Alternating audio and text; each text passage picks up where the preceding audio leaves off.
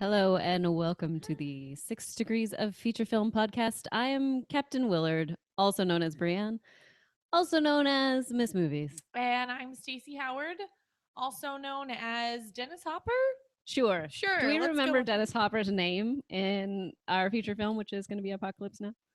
no. What is his name? I don't know. Oh shit, I forgot. He's a photojournalist. Yes. And he's basically I feel like he's played the same character from like Blue Velvet, but like Oh, just in a time okay. of war. Okay. All It's right. just a crazy guy Whoa, running we can hear around. our voices, so I had to mute that for a second. Hey, I didn't see you last week. You were No. gone. Where was I? Tell us about that. I went to San Francisco for a girls' trip, a much needed vacay. It was amazingly fun, but I did have to miss out on my favorite thing to do, which is chat with you about films Yay. with our viewers, our 7 viewers. Yes, we love them. All We 7 of do. them. I could Thanks, name them all guys. right now. Yes, I want to get you all Christmas gifts we because you're the should. best. We should. We should have like a framed photo and we can send them. We should definitely do something when we hit 1,000 subscribers because we're getting close. Are we? We are. Whoa, that's So, crazy. We're We're gonna gonna do. figure something out. We'll figure something out. It's probably gonna involve a champagne, a little Okay. fancy Okay. dress. I want a balloon. I want a gold balloon. I don't want anyone to not let me have that. And Okay. some like poppers that have confetti. Yeah, that little like where you pop it and it goes boom. That'd be great. Yes. That would be awesome. That would be awesome. Mhm. So, ladies and gentlemen, this is 6 Degrees of Feature Film. What we do on this show is we take one film, our feature film, and we show how 6 other films link up to it in some way, shape, or form.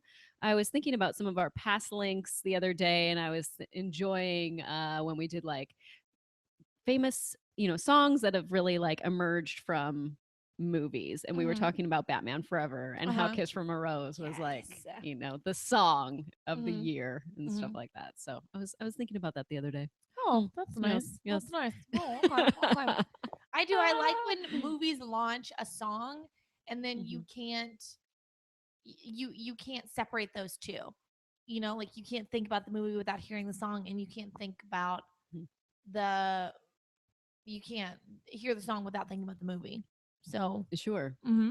And I Okay. like when the music video also incorporates the movie. Yes, I like when they have the actors do it. I like when it's Mhm. just scenes from the movie. Like they didn't try it all. Kiss from a Rose video is literally just Wait, but no, Seal is pretty amazing in that Kiss from a well, Rose video Seal with the Seal like is amazing, shirt and baby. He's always amazing though. He's yes. Seal. He is Seal. What's he So doing? I don't know. I I don't don't know. know. Him and Heidi broke up. I feel. I'm still sad about that. It is I'm sad. still really sad. So our feature film today is Apocalypse Apocalypse Now. Now. We are looking army-esque. My shirt or sweatshirt says army. And I'm just wearing army green. So there you go. Yeah. Tried to like make it some sort of thematic thing going Without on dressing here. in full fatigues. Yeah, I could You have know, painted my face. we could have. Like they do at the end. Yeah. Mhm. They're with mud. That's a I feel like they got a great contouring kit at Sephora and they were like, let me just do all this stuff. So this was your first time seeing Apocalypse Now, which came out Yeah. August 15th, 1979. It's during the Vietnam War. Captain Willard is sent on a dangerous mission into Cambodia to assassinate a renegade colonel who has set himself up as a god among a local tribe. Directed by Francis Ford Coppola, who also wrote it, as well as John Milius. Yes. If that's how you say that, I apologize, John, if it's Milius. not. Starring Marlon Brando, Robert Duvall, Martin Sheen, a really young Lawrence Fishburne. He was 14. Which is amazing. I was like, oh, That's this totally is before illegal. Captain Curtis. Yep. Super, super or Cowboy early. Curtis, not Yeah. Captain Curtis. What Cowboy are you Curtis. doing? I'm No, just sorry. kidding. I'm Just sorry. kidding. Yeah, he lied about his age. And I don't know how he even got away with that. What did he present? What did he get like a fake ID made or something? And Mhm. how that was even how they didn't get in trouble for that after the fact that they found out. But They probably just went with it. We're like, okay, you say that? All right. We don't need to check ID. yeah, what do they care? Also, they were in the Philippines. Like you don't really have to follow a lot. They broke a lot of American laws, but basically they let them do whatever they wanted. And out there, destroy rainforests, slaughter animals for the film. Like there was no no rules, really. The budget for this was 31.5 million and it made 150 million at the box office. It won best cinematography and best sound. It was also nominated for best picture, director, actor in a supporting role for Robert Duvall, screenplay adapted, art and set direction, film editing. Now, Robert Duvall only has about 11 minutes of screen Mhm. time, so that's pretty great that he was nominated for something so small. Yeah, Hmm. that's so awesome. There's other actors that have done it, like Viola Davis for Doubt. I think she was only on screen like 10 Mhm. minutes or something. Yep. I don't know who holds the record. We Right. were talking Judy about that. Dench Judy for Dench, yeah. Shakespeare in Love. Mhm. Another one Mhm. that was a short Anne Hathaway performance. for it was like 20 minutes of screen time, I Hmm. think. So I I want to gotta look look that that up. up. Yeah. Whoa. Whoa, whoa, Whoa, whoa, whoa, whoa. whoa. Double trouble. Jinx. This lost Best Picture to Kramer versus Kramer. So Hmm. there's that. Which that's gotta burn if you're spending 16 months on a film. Which was only supposed to be like a 6-week shoot. Yeah. Yeah. Francis Ford Coppola was way over his head on this. Mm-hmm. Way over his head. He contemplated suicide a few times, He which is did, yeah. unfortunate. He lost 100 pounds. That is It just was incredible. draining on his body. I can't even imagine. Have you heard of the documentary that goes with this, Heart of Darkness, A Filmmaker's Um, Apocalypse? it's his wife, right? Yes, it's her footage, Mm-hmm. but it was directed, I believe, by someone else, in terms of like putting it all together and creating the story Okay. and stuff like that. But it is her footage, Eleanor Coppola, Mm. and it basically documents him creating this movie and going insane. It won 2 Primetime Emmy Awards for directing and for editing. Mm. Um, I saw Heart of Darkness actually before I saw Apocalypse Now because we watched it in like a film class that I took when I went to the junior college because I was Mm. there for 1 year before I Mm. went to SC. Mm. Yes, sometimes you have to go smaller before you can go bigger, right? Yes. Yes. Yes. Everyone in life So experiences that, I feel like. I think that's one you need to watch, Okay. especially because you, before the cameras were rolling, said to me that you think this is better than The Godfather. I do. I do. Do you think, what about Marlon Brando's performance? Faye wants us to talk about Marlon Brando's performance. Let's compare to The Godfather in terms of performance of Marlon Brando. Okay. So obviously he's in this movie less than The Godfather. And in The Mhm. Godfather he's not only physically present but emotionally present. And in this film, I I don't want to say he's phoning it in, but I mean, quite famously, they had to feed him his lines through like an earpiece. He hadn't read the book, hadn't read the script, didn't know what the heck was going on. As far as his performance, I mean, it didn't really make the movie for me. It was everything else Mhm. leading up to Right. that. And then the moment when you meet him, you think he's going to be this monster, and he's just a man. He's just a guy, and he's saying these weird, strange He's things. just bald and then He's just randomly bald, paints his face. randomly paints his face. Not, he. I I I think Francis Ford Coppola has been quoted as saying that the speech he gave was like originally an 18-minute monologue, and it was all improvisation, and most of it or was like completely incoherent. But there were moments of brilliance, and only like 2 minutes of that makes the film. Mhm. And so you go to wonder like where was his head at?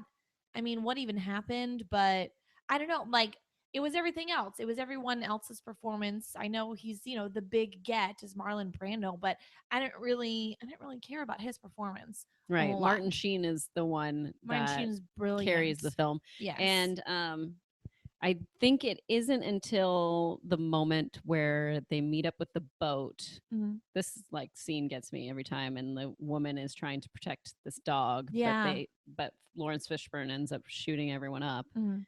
and she's wounded, and someone says we need to get her like help, we need to get her to the medics or whatever, and then Captain Willard just shoots her, Mhm. and I was And it's like, like oh, I that's the told you. moment Yeah. of you are just savage, and the only way like that we can take Is he down. though, or is he humane? He is not humane. Are you joking? No, this is the argument is, would he want to did she have any chance of survival? Did he want to let her suffer? No, no, Or no, no, no. did he He want just to put wanted her to out of kill her her because misery? it would be much more of him like having to do everything. He didn't care about anyone on that boat except for his mission. All he cared about the whole entire movie is his mission. See, but And when yes, okay, sorry. See, but when I didn't mean to interrupt you. but when he says like, I told you not to stop this boat, in my mind, what he was saying was like, this is all y'all's fault. I told you not to stop this boat. I knew this was going to happen. This is on you guys. You know, that's what I heard whenever he said that. Okay, but what I'm saying is, Mhm. I feel like that is the moment where we, the audience, now understand that this person is just a savage, and they had to get him to do this mission because they needed to find someone even more savage than Marlon Brando to take down Marlon Brando, and that's what they did. I get that. I get that. I Yeah. mean, But yeah, it didn't make me, yeah, I get what you're saying. And it didn't really change my opinion of him. Like, I always knew that he was like that, I guess. And I didn't view it sure. as like, ooh, the tables have turned. He's horrible. I just kind of knew, I completely predicted that. I was like, he's going to shoot that woman. And I thought he was going to shoot the puppy too, but he didn't. Thank goodness. Yeah, At that least, would have been too much. That would have been too much. But yeah, I just thought, I don't know. I put it on those crew members on the boat as well. I mean, Lawrence Fishburne was the one who like Lawrence shot up Fishburne everyone. had some issues. He Let's had be some honest. issues. He did. Now, whenever the scene that really did get me was when, as he lay dying, his mom's tape is playing. Hmm. That's Lawrence Fishburne's real mom. Oh, Yeah. Isn't that sad that she had to record that? And they, as he like lay, and she's like, just come home. We'll see you soon. And they ain't gonna see him. no. No, he's not coming home. Let's get into some interesting trivia for Apocalypse Now, and then we'll close it up because we have 6 other films to get to. Yeah. Oh, Even geez. though this is such a great film, this could be an hour discussion in itself. Mm. Um, but yeah, let's get on to that. You have some that I thought were pretty interesting. Yeah, so I knew about the tape recording was Lawrence Fishburne's mom. Now Francis Ford Coppola, for whatever reason, I think they didn't have like an editing film thing set up in the Philippines. Mhm. So everything he shot, he just had to ship back to the U.S. He didn't see a second to film until he got back from filming to It's start incredible. editing. Isn't That's that incredible. I can't imagine just going in no blind and dailies, like, no nothing? does this look good? Who knows? Are we going Who to reshoot it knows? later? I don't know. I don't Maybe we will. Yeah, I don't think they did reshoots, but they did have to do some more like voice dubbing. Hmm. And Martin The Sheen's whole brother had thing, to do it. the whole thing has to be ADR. There's no way Oh they're yeah, outside the entire time. There is yeah, no way. with helicopters and everything for sure, Hmm. for sure. This film took 16 months to shoot. It took 3 years to edit, and 1.25 million feet of film was used. And That would France, drive me yeah, insane. that's I I mean, understand Francis Ford Coppola's like problems here yeah, because I would go insane with that amount. yeah. What's so funny that, or I guess not funny, but ironic to me is that everyone associates him with The Godfather, but like this Hmm. is probably the movie that like caused him the most stress, that he worked the hardest on, and just really took everything Hmm. out of him. And while a lot of people talk about it, it's not like you look at Francis Ford Coppola's career and say, "Oh, Apocalypse Now." It's like, "Oh, the Godfather trilogy." That's like his Right. biggest thing. But for this, Bram he gave Stoker's everything to this. Dracula, Right. with Keanu Reeves. I think Oh, of that one Keanu. too. Keanu. Did Francis Ford Coppola really direct that movie? Yes. I didn't know that. I did not know who directed that. Oh wow. Okay. Anthony Hopkins, you got your greatest hits in there. Yeah. Hmm. Yeah. Yeah. Winona Ryder, Hmm. Gary Oldman. All right. Anyways, enough about Bram Stoker's Dracula, which I could go on for a We long time. But could. I do want to do one more piece of trivia from my page, and that's Emilio Estevez and Charlie Sheen had parts in the film that were cut. Estevez Oh played a yeah. messenger boy while Sheen was an extra. So that would be interesting. Looking at Martin Sheen, a younger Martin Sheen, it's like Hmm. 40 maybe. I really do see both of them. He looks Like, so much like Emilio. At first I mhm. thought, I don't know, I didn't think it was Emilio, but I was like, oh, that looks like Emilio. Yeah. It got me. Got me wanting to watch Mighty Ducks after this. Try and have a little little sunshine, little bright spot in my Mhm. day after this incredibly depressing, Yes. dark movie that I loved so And I much. do think you should watch the redo, or however you would say that, redux, redux, Redux. redux, Redo. because there are two versions, the theatrical and that, and if you liked Apocalypse Now, you'll probably like that. It includes another extra hour of footage, That's right. which That's is right. quite a bit. Um, there's a part about the surfboard and him looking for the surfboard, Robert Duvall, that I find hilarious. Anyways, I'll do. and Heart I'm of just, Darkness. Those are the two things you need I'm to just watch. flashing back to Robert Duvall's. I'll surf this fucking beach. I'll do it, and rips off his shirt. That was great. I just That love was how he truly stops great. everything when he finds out there's another surfer. Like, Yeah. oh, he surfs. Whoa. Wait a minute. You're wounded. I'm leaving you. I got to go talk to this guy first, and then we'll get back to this. That was Or great. maybe we won't. That whole thing about he fought with his guts out for 3 days. He can drink from my canteen. That was based on a true thing that a photojournalist saw. There's so many trivia things about this movie that I can talk about. Okay, but we got to move on. Yes, We got to move on do. because we have so many movies. Oh, We're gonna link it to war films. War films. Today is all war films Yeah. because the 11th is coming up. If you Mhm. are watching this on YouTube, for those that are listening on iTunes, you can watch the show live on YouTube / Hit or Miss Movies. Yeah. Subscribe there. You can watch it live on Wednesdays, is when we usually do it around 10 o'clock in the Yeah. morning, Pacific Standard Time. So if you're listening on iTunes, come on over to YouTube and check it out. Yeah, we got a little chat going on right here. I don't We know what do. people are saying actually because I haven't looked. Ducks fly together. I like that. That's good. Yeah, they That's do good. fly together. Yep. So, go. because Veterans Day is on Friday this Yes. week, if you are watching with us on YouTube, we wanted to honor our veterans. So, we started with Apocalypse Now, and now we're Mhm. going to go into 2 other war films. What we did today is a little bit different. Stacy and I both decided, how about we just start with Apocalypse Now, and then we each pick 3 war films, and we're not Mhm. going to tell each other what they are. Mhm. But I did look at your notes. Well, because I sent her my notes to print out because I'm lazy and I don't want to Mhm. get out my printer since I moved. And here's what I noticed. I noticed that Stacy picked 3 war films that I haven't seen. And I believe that I picked 3 war films that Stacy has not seen. Oh, really? So we See, will I see. thought we would overlap. I thought we'd pick the same thing. At Mhm. least one of them.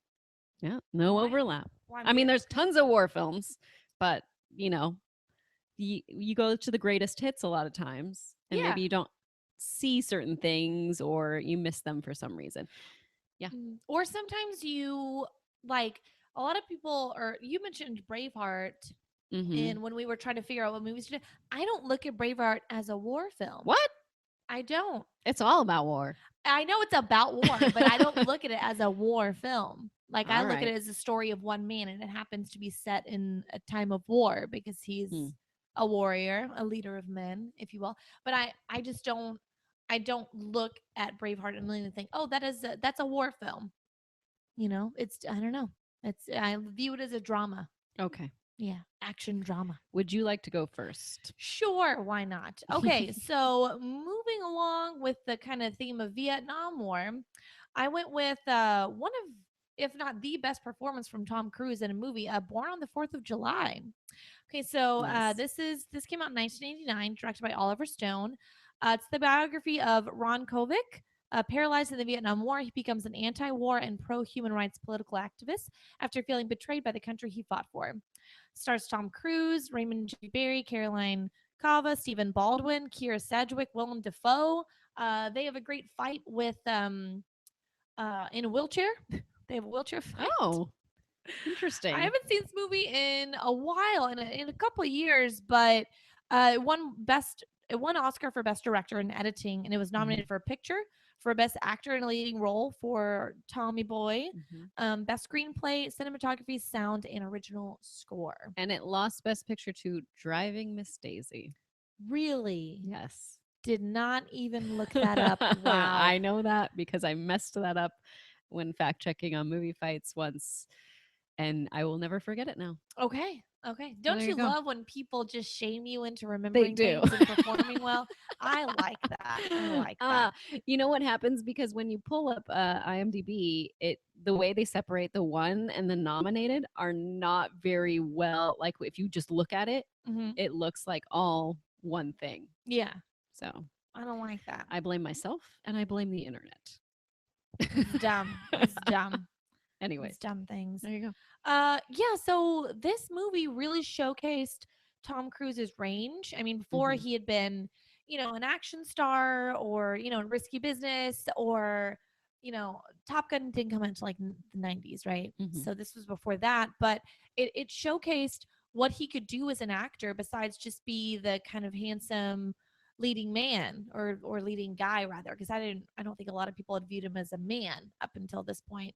um and it covered a really really serious subject about how our own troops felt about the war that they participated in. I mean, you look at so many things changed with the way that we view war during the Vietnam War, because there was that video footage that those news crews were on the ground, like in the middle of battle, in the middle of everything, and they were able to see the horrors of war, and Mhm. Americans back home could witness it. Right. Versus, World War I, World War II, it was all basically just propaganda footage that we got about like support the troops, and they would have those little news clips before every film, like this Mhm. is who's winning, this is why we're great. And so the Vietnam War really changed how we as Americans feel about what happens during these times.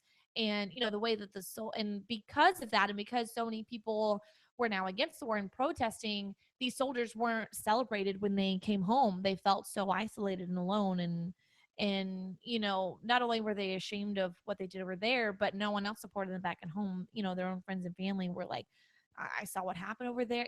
So it, Yeah. it changed everything. The Vietnam War did. Alex just let us know that Born on the 4th of July actually came out 3 years after Top Gun. Wait, when did Top Gun come out? 80. Must have been Okay, so 80. 86. I thought it was like 93. You I know don't know what? what I'm Who saying then. knows? Who knows? Okay, so then that proves my point then. Everyone had known Tom Cruise as this leading man action Mhm. hero guy, Dreamboat. dreamboat, and now he's shitting and pissing and puking himself. He has like balding hair like a long pony, and Mhm. he's just this Shell of a person. shell of a man, shell of his former self. And apparently Oliver Stone, wait, I need to hold on, pick up this little trivia. Ron Kovac, the real guy that Tom Cruise plays, and Oliver Stone wrote much of the script together at a cafe in Venice, California. So they like Oh, got right down the together. street. Yeah, so they got together, and he obviously put in a lot of his input into this film. Fun So little fact. I'm not a fan of Venice, really, California. no Venice for you, huh? No, I don't turn left onto Washington, and those no um, Los Angeles will know that that means I don't go into Venice and Okay, or ever. good to know. Why? It's there's a lot of people. That's the problem. There's too Oh, it's many all like the people. beach I crowds and can't I stuff. can't handle See, I that like that. amount of people in one place at one time all the time. I like that. I like crowds of people. I like to be squished. The real Ron Kovac gave Tom Cruise his Bronze Star for his performance in the movie. So isn't Wow, I that's mean, nice. imagine being an actor and you're portraying this figure that's been so controversial, so public, who started off as one thing, became completely another, Mhm. and he has this Bronze Star, which is, I think it's like one of the highest honors you can get, and he, just gave it away to Tom Cruise. Yeah, Imagine like being able to hold that in your hand and own it, and have that person like he earned that, and it's one of the okay. biggest things that Yeah. happened in his life. But he just kind of gave it to Tom Cruise. So I just thought of something. what? Going back to you say Braveheart is not a war film. Does that mean Schindler's List is not a war film? Yeah, again, I don't really view it as a war film. I Mm, know it's I about war. do. I know it's in the time of war, but it's just about civilians and how they are Mm. affected by war. Can it So for be me, both? I guess it can be both, but for me, a war film is like about soldiers, and you Okay. see battle, and you see the military and armed forces. And then there's dramas that are set during wartime and how Mm. war affects Hmm. regular people and civilians. Got it. So, yeah. Yeah. Why don't we do this? Why don't we go back and forth, especially Okay. since I think that we haven't seen each other's films. All right. So I will go next. Sounds good. What you got for So me? we did Go for it. Apocalypse Now and we did Born on the 4th of July. Yes. I'm going to talk about one of the best films of 2016. I saw it yesterday. It's called Hacksaw Ridge. Oh. This came out November 4th. It is about World War II Army medic Desmond T. Doss, who served during the Battle of Okinawa, refusing to kill people and becoming the first conscientious objector in American history to be awarded the Medal of Honor. Mm. I'm going to do my best to not spoil this because it's so new. And I will let you know that this is an important film. I believe this is a film that should be seen.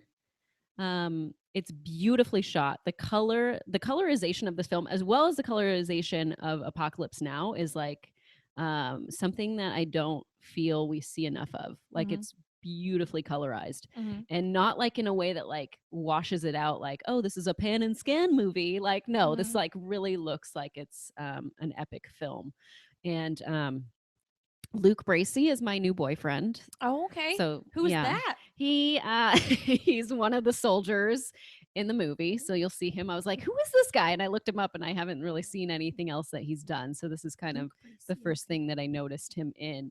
Andrew Garfield's accent is not very good, Oh, dang. but It's Southern? it's like a Virginia slow drawl accent. Ooh. I that's the one thing that I thought, ooh, not so great about this film. The but aside from that, everything else that he does is exceptional. So take that with a grain of salt.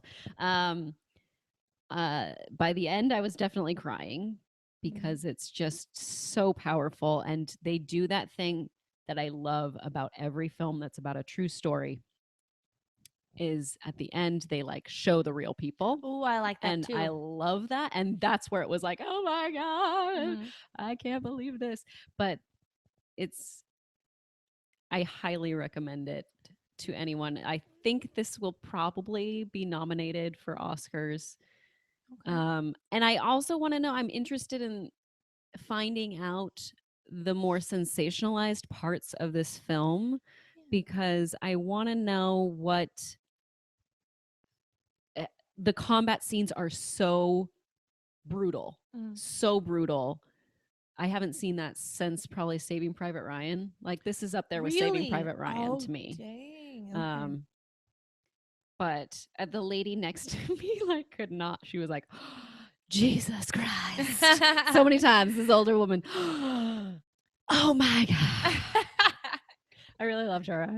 I want That to see sounds like more what movies I'm with gonna her. be like when I'm older. Just movies like, oh, jeez. Oh, Lord. But and Hugo Weaving is Hugo just a Weaving is in this? horrible, horrible person in this. Really? Horrible. Oh my god. I mean, Oh. there's one moment of like one tiny glimmer of redemption for him, but Mhm. beyond that, no. So Now, bad. so why was he a Excuse excuse you. me, sorry guys. It is early in the morning for me. And yes, Luke Bracey is the guy from the Point Oh, is Break it why didn't you just say remake that? because I forgot about that. But thank you, Randall Sands, for bringing that up. um why did he what's the phrase conscious what's the phrase he used?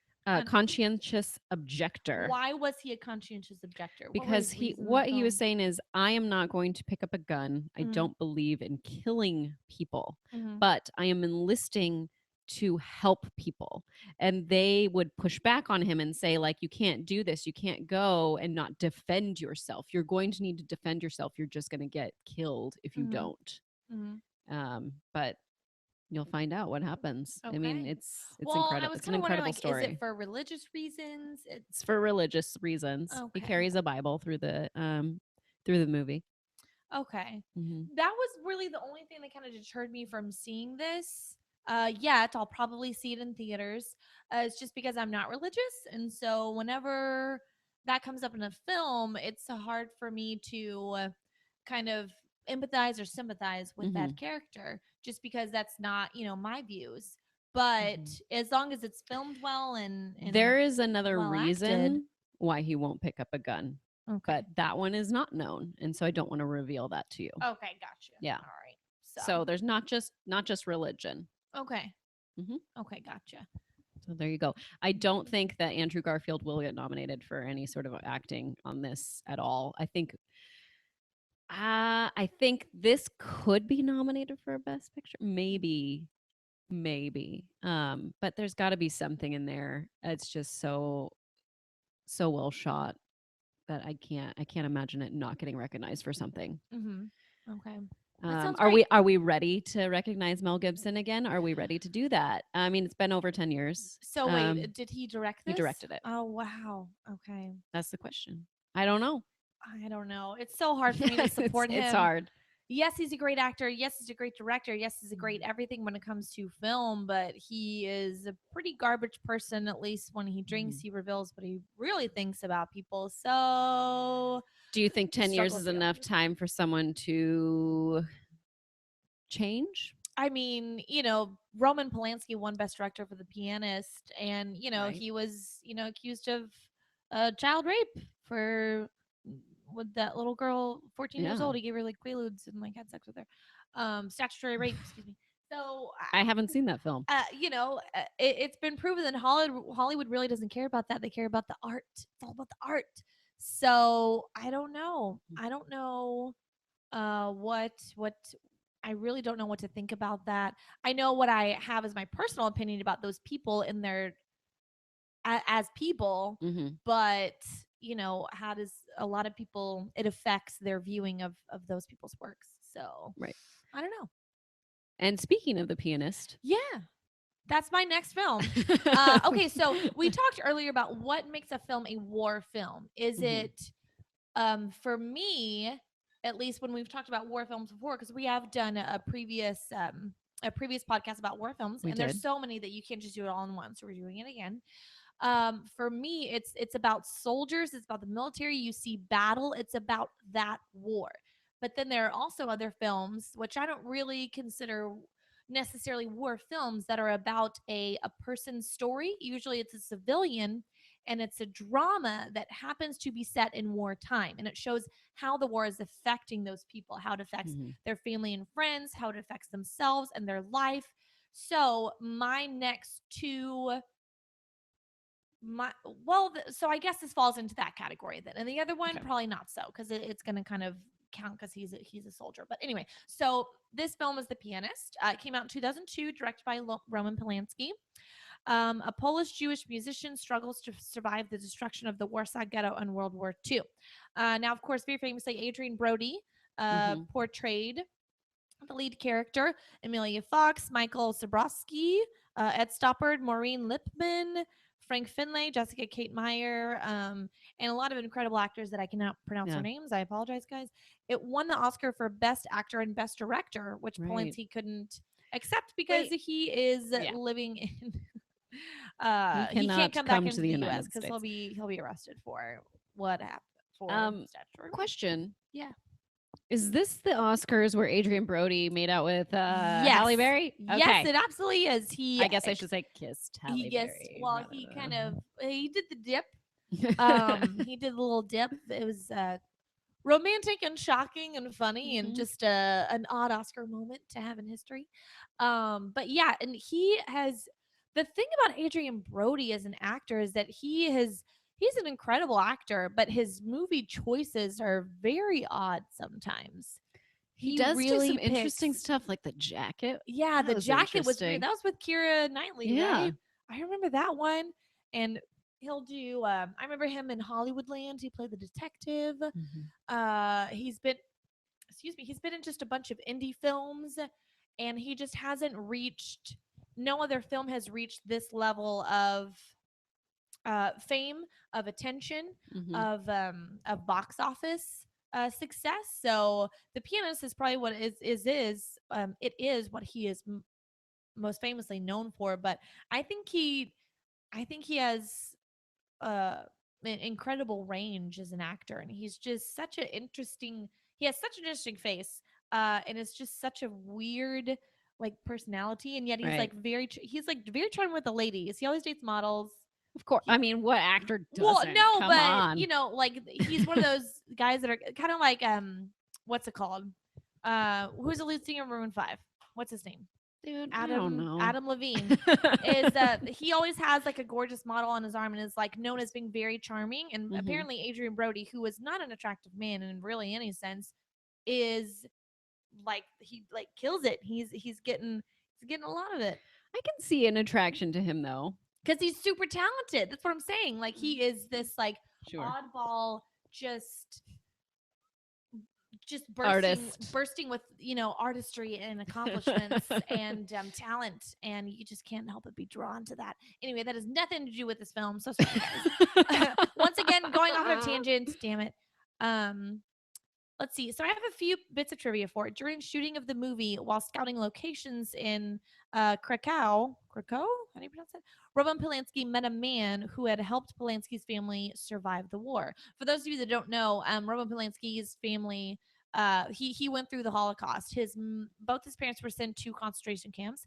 His mother died in Auschwitz, and his father survived another concentration camp, and he was on the run from the Nazis as a young boy at like 8 or 9 years old, I think. So a lot of his own experiences he put into this film, and it really affected the way that it was shot, the way the story Yeah. was told. This was obviously the story of a real person.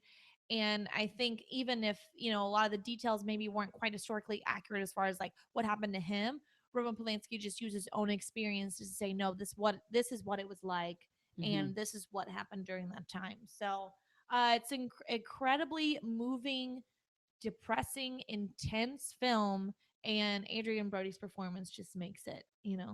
I don't really think anyone else's stands out because it's all about him. You're in isolation with him the whole time, basically. So, Oh, yeah. interesting. hmm I never had a desire to see it, but if you say it's good, It is great. I love do The you know Pianist. if it's on Netflix and or Uh, $0 if you have Amazon Prime? It is. I know it was on Netflix for a while. It's probably on Amazon Prime for $0. If not, it's probably like $2.99 to rent. So Always. That's always the always. default. That's a $2.99. good. You know what? That's a box of Bunch of Crunch. I'll do that. Heck, Uh-huh. that's less than a box of Bunch of Crunch at the movies. Yeah, So depending. that's like $4 at the movie. So, yeah, no, absolutely see this film. It is. Despite what you may think about Roman Polanski, he is an incredible filmmaker, and this film, he says, is his favorite work and his best work, even off of Rosemary's Baby and everything. It was this movie he All loved. right. So, So there you yeah. go. We have done Apocalypse Now, Born on the 4th of July, Hacksaw Ridge, The Pianist, hmm and now I'm going to go to a documentary called The Tillman Story, Ooh. which came out January 23rd, 2010. Um, this is about Pat Tillman, and I'm going to read the synopsis right now, and hopefully I won't fuck this up. Pat Tillman never thought of himself as a I've hero. never heard you say that. Sorry. I love it. Sounds Sorry, funny. everyone. His choice to leave a multi-million-dollar football contract and join the military wasn't done for any reason other than he felt it was the right thing to do. The fact that the military manipulated his tragic death in the line of duty into a propaganda tool is unfathomable and thoroughly explored in Amir Bar-Lev's riveting and enraging Mhm. documentary. Okay, I've heard of this film actually. Yes, because So I told it's you about it the last time we did war films. no.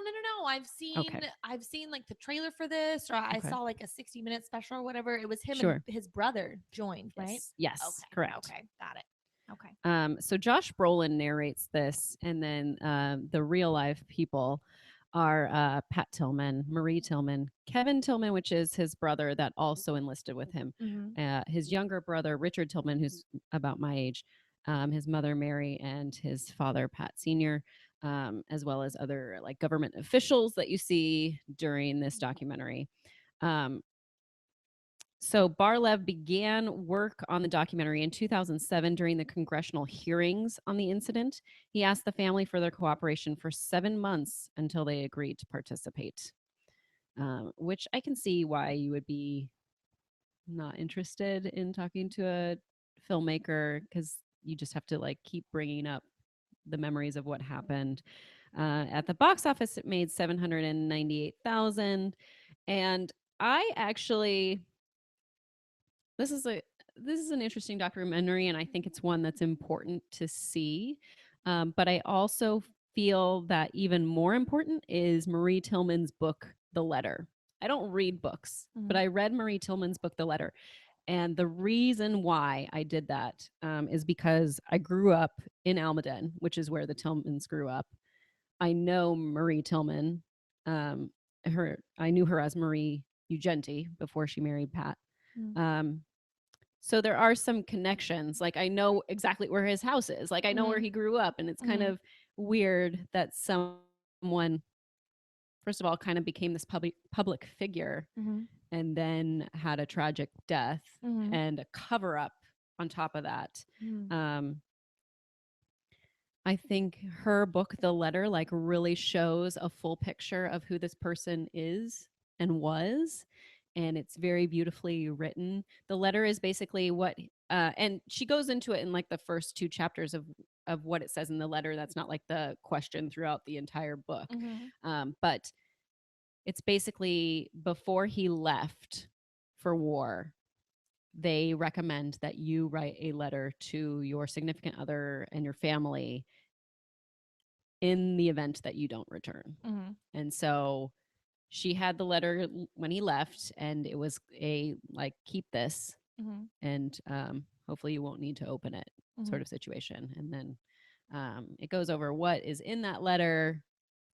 And basically, the story is of her trying to rebuild her life and make sense of everything since his death, which is a really interesting read. And it shows like a lot of, it shows the grieving process in a very beautiful way. She Mhm. writes very beautifully. Mhm. So I think that's a good companion to this documentary, which there's one part of the documentary that I find kind of interesting. And that's like, there is, it alludes to the president knew about it and maybe like was okay with there being a cover up, Mhm. but that's not fully explored, so you don't know for sure. Like, it's Mhm. just kind of touched on like, this is our theory, Mhm. but I feel like they present it as more than just a theory. Mhm. So that was a little like, are you sure? I Yeah. don't, and maybe that is how it played out, and I don't know, and I I don't don't think we'll know. ever have that answer. All I know is I feel terrible about this situation that happened. And yeah, I highly recommend watching this documentary about Pat Tillman. And I also recommend reading Marie Tillman's book, The Letter. Again, Okay. I don't read books for adults. Mhm. I only read books for children because I have two children, and Mhm. I read a lot of Magic Tree House. And Oh. I'm hoping to read the Hobbit and the Lord of the Rings books to my daughter soon. Yay. But but that is one that I read that I chose to read, and I highly recommend. Okay. Sounds great. I'll So check there it you go. out. So there it Okay, is, the Tillman so story. the Tillman story. Sounds awesome. My last movie I wanted to talk about, I also have two honorable mentions that I just kind of wanted to touch on. But my last movie, and this again goes into, I believe it would be considered a war film because there are battle scenes and it is about a soldier, but it's more so about the love story in the Mhm. movie. I'm going to talk about Cold Mountain. This came out in 2003, directed by Anthony Minghella, who also directed The English Patient and The Talented Mr. Ripley. In the waning days of the American Civil War, a wounded soldier embarks on a perilous journey back home to Cold Mountain, North Carolina, to reunite with his sweetheart. It stars Jude Law, Nicole Kidman, Renee Zellweger, Eileen Atkins, Brendan Gleeson, Philip Seymour Hoffman, my boy, miss you, Rip, Natalie Portman, Giovanni Ribisi, Donald Sutherland, Jack White, thespian. Who knew?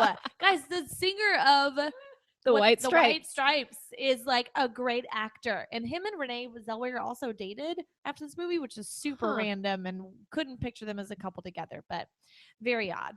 Um, so this was won Best Supporting Actress for Renee, and it was nominated for Best Actor for Jude Law, Cinematography, Editing, Original Score, and Original Song.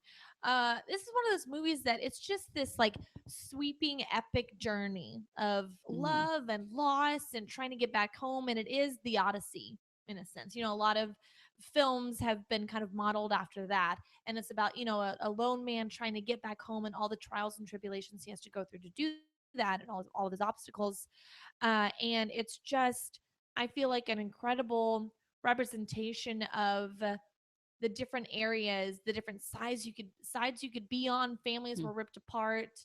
Um, it was our country's own civil war, and to display that and display. So as he travels back home, you get to see everyone's kind of reaction to the war, all the results of it, and different, rich and poor, black, white, no matter what happened, you were affected tragically by this war, and everyone had so much loss. And you kind of see that throughout. There's lots of incredible cameos. Jenna Malone is in this. They randomly are on like a little riverboat with her. Philip Seymour Hoffman is hilarious in this movie. Great performance. Just a an awesome display of humor in what's needed in something that could be incredibly dark and depressing. Jude Law and Nicole Kidman have incredible chemistry, and it's just, yeah, it's this sweeping epic love story that again happens to be set in wartime. So I don't know if I look at this and think, oh, that's a war film, because there are battles in it. You definitely see Mm-hmm. battle. It is about a soldier, but like, what makes a film a war film and what makes it a drama or a romance that's set during wartime? So I don't know. I like that question, and that's why I picked those movies that I picked today to talk about. I like it. Mentions at Oh, the very end. okay, Yeah. yeah, Good. Okay. yeah. Yes. Let's do it. Few trivias. Few trivia things. Let's see. Oh, 3 stars of the film are in the Hunger Games trilogy: Donald Huh. Sutherland, Philip Seymour Hoffman, and Gemma Malone. Nicole Kidman used an old converted bus once owned by executed Romanian dictator Nicolae Ceausescu as her on-location dressing room. I don't know why. And then Tom Cruise. You strange, Nicole. What's you going strange, on? Nicole. Girlfriend, what you doing, girlfriend? Tom Cruise and Nicole Kidman were both considering roles in this movie, yet Cruise was unaware of Kidman's involvement. Cruise backed out, but Kidman immediately signed up. I can't remember when they got divorced, but was it that they were in the middle of getting divorced, and then he saw that she was in it and was like, whoa, no. Can't be with my ex-wife. I can't. Heaven forbid. I'm an actor, but I can't act that good. Not that good. We've already done Eyes Wide Shut. We already did our thing. Yeah. So we're done now. Yeah. That's it. I don't know at what point that was in their relationship. Right after that. Right after I was Wide Shut. Sure. That's what I'm guessing. Yeah. It was like Far and Away. Yeah. And then, no, I don't remember. I don't know their filmography together. idea. But I know They were in they Days were of Thunder together. Yeah, I was going to say Days of Thunder. I've never Far seen and Days of Thunder, Away. but I know she had beautiful, big, red, sweeping hair, and I want to see As it. you should. As you should. Mm-hmm. Yeah. What's your movie? What's your last All film? right. So my final film that we're going to talk about is also a documentary called Korengal, which came out November 30th, 2014. This is the companion piece to Restrepo. Restrepo is a documentary that I talked about last time that we did war films, where it basically shows what it's like to be in the war in Afghanistan. In the Korengal Valley, Restrepo is where they were located. This is the continuation. Like, they had all this leftover footage, and they're like, what should we do with this? Let's try to make another movie. Let's see if it'll maybe be nominated for Best Documentary as well, because Restrepo was nominated for Best Documentary. It did not win. So this is by the same director who shot it, Sebastian. I want to say Junger. That's how it's written, but maybe it's Younger. You know what I'm saying? I don't know. Younger? Hunger? So again, I'm going to read this synopsis. We'll see how this goes. We'll see how it goes. This documentary uses film footage shot between 2007 and 2008 by photojournalist Tim Hetherington, who died in 2011 while reporting on the Libyan civil war. Hetherington spent approximately 10 months with Battle Company, 2nd Battalion, 503rd Infantry Regiment, 173rd Airborne Brigade, Combat Team, U.S. Army at Restrepo Outpost. The documentary, Restrepo, to be continued, was nominated for an Academy Award. After the documentary Restrepo was made, there was still a considerable amount of film left over. So about a year later, Sebastian Junger started to work on Korengal, but it was difficult to do without Hetherington. Junger's aim was to create a follow-up documentary that delved deeper into the individual soldiers' experiences and emotions of combat. It is intended to differ from its predecessor, Restrepo, which was intended to make the viewer feel what it was like to be in combat by deconstructing what war does to the individual soldier. So it's saying that that was about war, and this is about the individual in war. Got it. Okay. So that being said, this is not as interesting as Restrepo. Like, it didn't like capture me in that same way, because I felt maybe if I had watched this first and then Restrepo, I would have appreciated it more. I feel like maybe this should have been the first piece. Oh, okay. Does that make sense? Yeah, it does. Randall Sands, you've seen both of them. So I want to know, how do you feel? Do you think Korengal would be better first and Restrepo second? Um, the box office made $23,000. A documentary box office is kind of hard to like make Yeah. anything. I feel like people that make documentaries aren't in it for making money. Mm-hmm. I feel like they're in it for telling a story, Right. which is Right. nice Mm-hmm. because there are definitely stories that need to be told Mm-hmm. for sure. And then there's stories that I'm like, why did I just watch that? You know? Mm-hmm. But Don't watch Boy Interrupted. Don't watch. It's incredible. It is absolutely incredible. A story about a mom and the suicide of her teenage son. But don't watch Mhm. it if you don't want to cry because it's very very very upsetting. One of the things that I found interesting about this film is like how such like the boredom that they go through. We had a 6-hour discussion on who would win in a fight, George Clooney or Fabio. Fabio, that's so random. That is so Six random. hours. That's Are you going to super debate that for random. 6 hours? I feel like Fabio has more of a fake strength to him. Like he builds muscle, but he Mhm. doesn't build strength. George Clooney could probably kick some ass. I mean, he's been in some action films. He was Batman. I can see the 6-hour discussion now. I can see that. Randall Sands does agree with me. Korengal would definitely be better first. And I think the reason it seems this way is because they are trying to repurpose footage meant for something else. And he also says Clooney all day. That's I right. don't That's right. know. I got to look at the ages, first of all. He's 52, I think, now.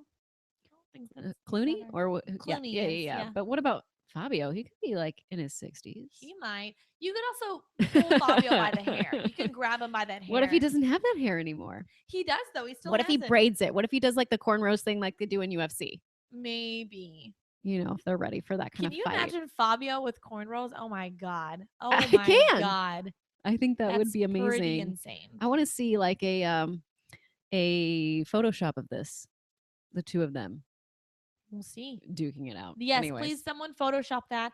Fabio is 57. Thank you, okay, Randall thank you, Sands. thank you. So Korengal itself, it's interesting. You get to know these people better, but I don't think it's as interesting as Restrepo.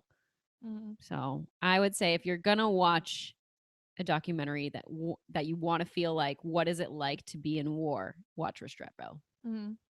Hmm. Okay. And that you'll get that feeling. So we went from Apocalypse Now. We did Born on the 4th of July, Hacksaw Ridge, The Pianist, The Tillman Story, Cold Mountain. I don't know. Korengal. And Korengal. then and Stacey has a few honorable mentions that she I wanted have two to just honorable quickly do. mentions. Yes.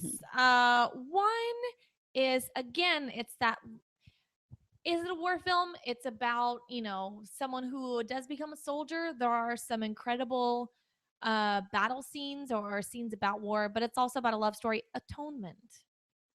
So, Mhm. about World War II, I believe.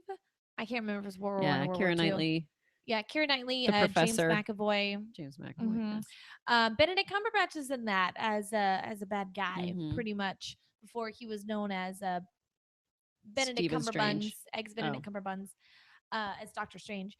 Um, and it's an incredibly uh beautiful movie. The score is all like piano, like pulling the strings, and it's all like typewriters and Mhm. um oh gosh, what's her Saoirse Ronan is Oh. fantastic in this. She is like 12 years old in this, and just her ability to portray age and portray a maturity level at that young age is so just I mean, there's no question that she's going to be one of Mhm. the best actresses of her generation. For sure. Portrayed just in Brooklyn, I just saw. She goes from a little kid who is quite annoying in the film, and you hate her, but you love her because she's so talented. Uh, to this leading lady who you want her to find love and success and a life in America, and she's Mhm. just she's a great actress. She's fantastic in this. But it's everything about a Tillman I love, and it has a beautiful scene where they basically the someone's gonna come pick all these soldiers up in the morning, and it's like their last night on this little island they were kind of left on, and they have this incredible. Mhm. I'm just like my hand is in your face right now. This sweeping shot. I just want to touch it. This kind of steady cam sweeping shot of everything, and it goes. There's like people singing, people drinking, people crying. There's like a dead guy in the corner, and it's just it goes on for like a Mhm. total 5 minutes with this great score, and it's just beautiful. Tillman is Nice. awesome. And the second one is probably not even considered a war film, but it is about a soldier, and it is a comedy, Private Benjamin. Yes. Who doesn't love Private Benjamin? Come on, Goldie Hawn, in my opinion, this is one of her best roles. Plays a woman whose husband dies on their wedding night while they're making love, and she decides to join the army because she doesn't know what else to do. And Sure. she goes on this incredible journey of self discovery and finding herself basically through the armed forces, and it gives her confidence and strength and a purpose. And it's just a super fun, funny, odd little gem of a film, and Goldie Mhm. Hawn just kills it. And I forget the name. There's a bunch of incredible people in it, but I forget the name of her like commanding officer, like that's training Mhm. her. And that actress is great, and she's I think a Broadway actress as well. She played Jack's acting coach on Will and Grace. I think. Hmm. What's her name? Don't know. I can't I think of can't help it. you. Please, someone Google Private Private Benjamin right Benjamin. now. What's the name of her person that's over her and trains her in the camp? But Well, anyway, yeah. yeah, while we're waiting for that, let's get into movie link tweets. Okay. So I asked for, since we did your favorite war film before last time we did war films, I asked for your second favorite war film. So here's what I got back. Stephen Oslin and Dr. Zoidberg say Apocalypse Now. Shane Clifford and Darren Wadsworth say Great Escape. Mike Hogan says Black Hawk Down. Benjamin McElroy, Soph Jaden, and Stephen Cutler say We Were Soldiers. Eric Monroe and Final Night something else say Platoon. Bruised by Dawn says Das Boot. Stephen Malofsky says A Bridge Too Far. Stephen Lemure says Wind Talkers. And let's see, Renee. I don't know how to say your last name, Renee, and I apologize. Grandpa Karamba says The Thin Red Line. Mhm. And Dale Tyndall says The Last Samurai. So there you go. I like The Last Samurai. That again could be is it a war film or is it a drama that happens to be set during wartime? I want everyone to tweet us your opinion on that. Like what makes Okay. it a war film and what makes it just a drama that's set during war. I'm very interested because I think that's like a legit Mhm. discussion that could go on and on and on. And a lot of people have different opinions about it. So Eileen Brennan. So Mrs. Peacock from Mhm. Clue, was that who her? Oh, yes, yes, Okay, there you go. absolutely. If Thank you had said you. that, I would have Thank been you, like, oh Eileen yeah. Brennan. Yes, Captain Jerry Lewis. Yes, yes, yes. Thank you. Thank you so much, guys. Really appreciate that. Okay, and on to leaking it to Kevin Bacon because this is a 6 Degrees podcast. Mhm. Kevin Bacon was in JFK with Martin Sheen, who was in Apocalypse Now. So that's a good little short one. It is. Mhm. And now So now it is time for Better with Rocky. Would Apocalypse Now be better with Sylvester Stallone as Rocky as Kilgore? Okay, so That's this Robert is Duvall's yes, character. Robert Duvall's character, the surfer himself. Here we go. Oh gosh, this one's gonna be very interesting. Honestly, I don't even know what's gonna happen during this. I haven't even anticipated it. I haven't practiced at all. Here, I've been out of commission a week. I'm just Oh. delaying right now. Okay, here we go. I love smelling napalm in the morning. You know, one time we had a hill bomb for 12 hours. When it was all over, I walked up. We didn't find one of them, not one stinking dink body. The smell, that gasoline smell, the whole hill smelled like victory. Someday this war's gonna end. Thank you. There you go.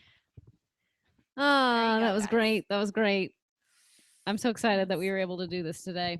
Me too. Thank you for suggesting and picking Apocalypse Now because it is now one of it's I hold it higher than The Godfather. I really do. It's now one of my favorite war films, and I was very moved, Well, very good. disturbed. Definitely disturbed. Mm-hmm. Mm-hmm. Tell us your favorite war film using the hashtag 6 degrees of future film.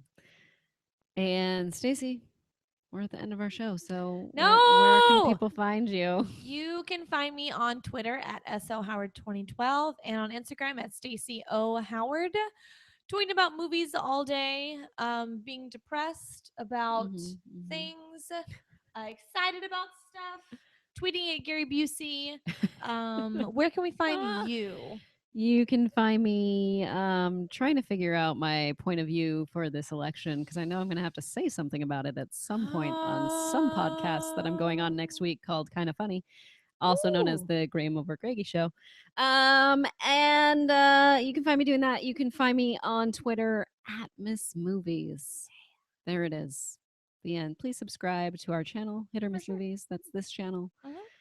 Because we want to get to 1,000 so we can have a little party. Yeah, celebration, celebration, celebration. Balloon, gold balloon. If I don't get it, I'm out. All right. Okay. Does it need to be Mylar or could it be just a gold balloon that's not Mylar? I mean, that's the question of the day. Is it a war film or is it a film set in wartime? Is it a Mylar? I don't know what Mylar is. I don't know Mylar is what's like happening. the shiny. It's a shiny balloon. It needs to be a real gold balloon. It can't be a balloon that's painted gold. Okay.